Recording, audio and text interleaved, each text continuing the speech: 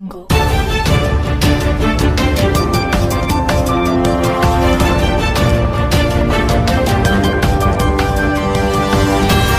Jungle.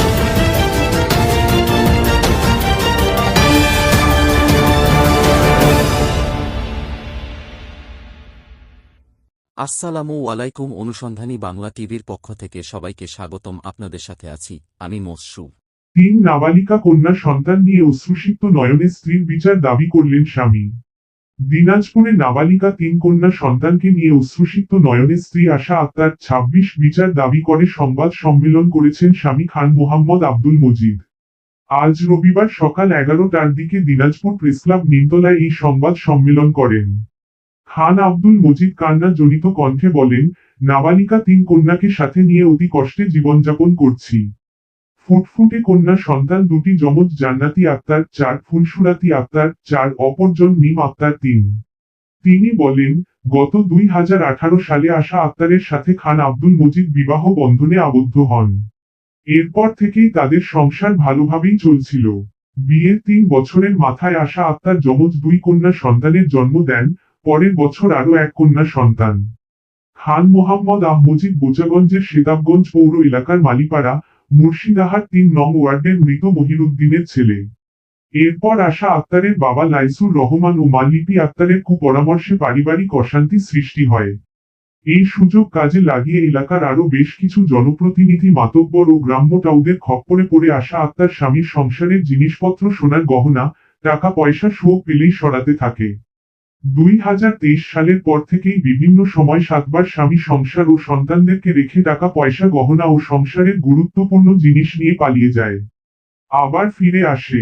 সর্বশেষে ৪ বছরের দুটি যমজ কন্যা সন্তান ও ৩ বছরের একটি কন্যা সন্তান রেখে স্বামী আব্দুল মজিদের বাড়ি বিক্রি করা ১৬,০৯,২০০ টাকা নিয়ে পালিয়ে গেছে। এই ঘটনার পর থেকে স্ত্রীকে ফিরে পাওয়া ও তার বিভিন্ন জিনিসপত্র পাওয়ার আশায় স্বামী খান আব্দুল মজিদ দিনাজপুরের বোচাগঞ্জ থানা সহ দিনাজপুর আদালতে কয়েকটি মামলা দায়ের করেছেন। এই মামলাগুলোর মধ্যে বেশ কয়েকটি মামলায় স্ত্রী আশা আক্তার, তার বাবা লাইসুর রহমান, মা লিপি আক্তার, স্থানীয় টাউট মীরা কাশ্মীরি, আব্দুল মালিক ওরফে চৌধুরী, আব্দুল আলিম, আলো আরজিনা, রাশিদা আক্তার, দেলোয়ার হোসেন, নয়ন মিয়া, রুবেল সাকিব, রুবেল, জাহিদ হাসান শুভসহ কয়েকজনের নামে মামলা দায়ের করা হয়েছে। আদালত কর্তৃক কয়েকটি মামলায় তাদের বিরুদ্ধে ওয়ারেন্ট ইস্যু করেছেন, পুলিশ তাদেরকে খুঁজছে।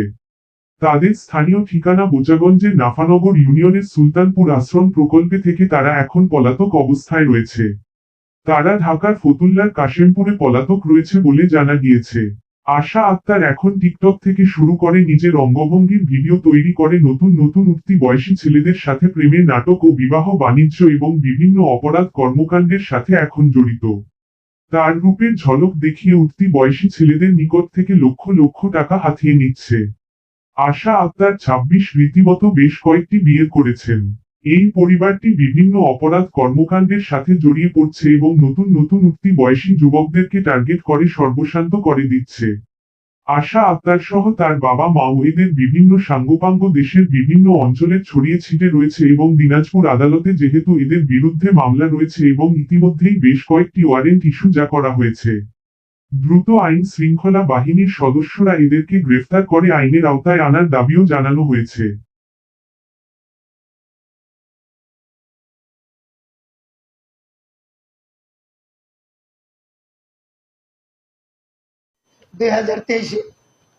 সকাল 10:30টার দিকে, কিন্তু মাত্র 7 দিনের ব্যবধানে 10/5/2023 আমার এই গহনা, নগদ টাকা, ঘরের মালামাল চান্দুরা ঢাকা শহরে তার বড় বোনের কাছে, দেলোয়ার নয়নের কাছে নিয়ে যায়।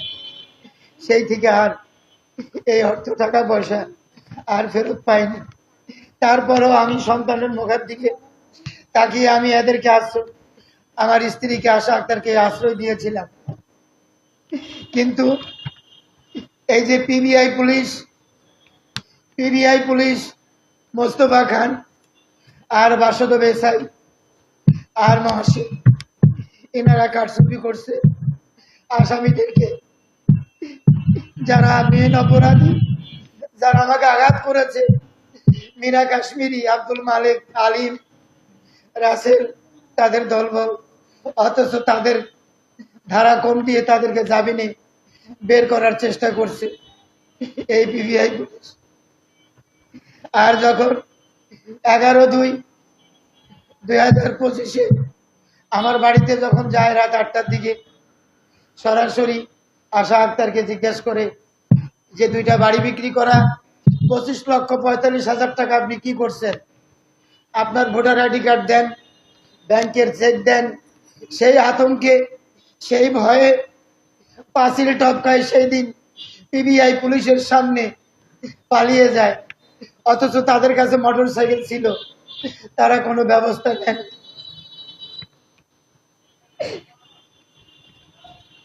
আজকে আমি বড় অসহায়। এই বাচ্চাগুলোকে নিয়ে আমি এদেরকে কিভাবে মানুষ করব, কিভাবে এদের বিয়ের শাদী দিব, কিভাবে এদের লেখাপড়া শিখাবো, কিভাবে ওরা মানুষ হবে। আমার ছোট্ট ছেলে আছে, আমি টেকনিক্যালে ভর্তি করে দিয়েছি। সেই ছেলেটি ইলাহি নাম, 14 বছর। সেই ছেলেটি এদেরকে নাওয়ায় খাওয়ায়, গোসল করায়, ভাত রান্না করে, তরকারি রান্না করে।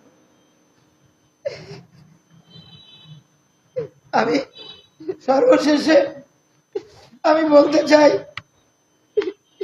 যে বিভাগীয় রেঞ্জ ডিআইজি মহোদয়, দিনাজপুর জেলা প্রশাসন, সুযোগ্য পুলিশ সুপার এবং বোচাগঞ্জ নির্বাহী কর্মকর্তা, বোচাগঞ্জ অফিসার ইনচার্জ জাহিদ হাসান সরকারের নিকট আমি করজোরে দাবি জানাচ্ছি যে আসামিদের গ্রেপ্তার করেন।